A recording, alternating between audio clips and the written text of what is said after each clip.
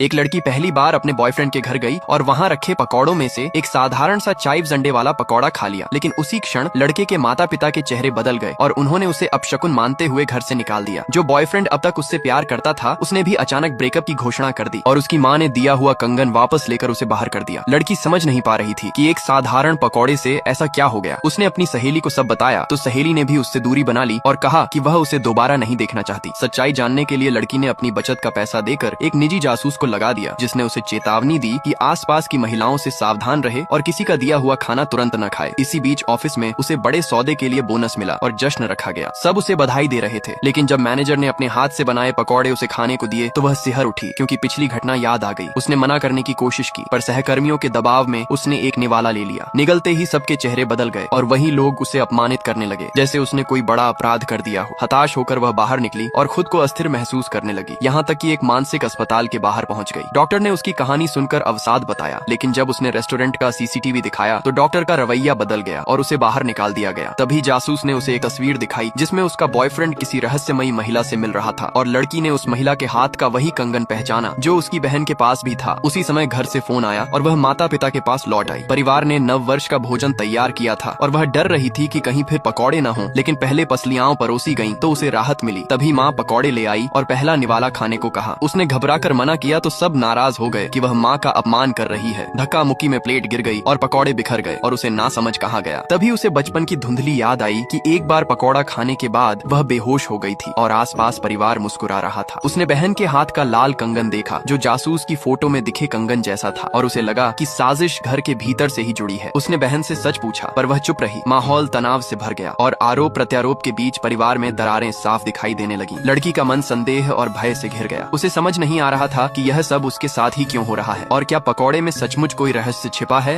या किसी ने उसके विश्वास के साथ खेल किया है। अब उसके सामने दो ही रास्ते थे, या तो वह सबको भ्रम माने और चुप रहे या फिर परत दर परत सच उजागर करे, चाहे उसके लिए उसे अपने ही परिवार से सवाल क्यों न करने पड़े। कहानी यहीं से एक ऐसे मोड़ पर पहुंचती है जहां विश्वास, भय और साजिश एक साथ उलझ जाते हैं और लड़की यह ठान लेती है कि वह जानकर रहेगी कि आखिर एक साधारण पकौड़ा उसके जीवन को बार बार क्यों बदल देता है।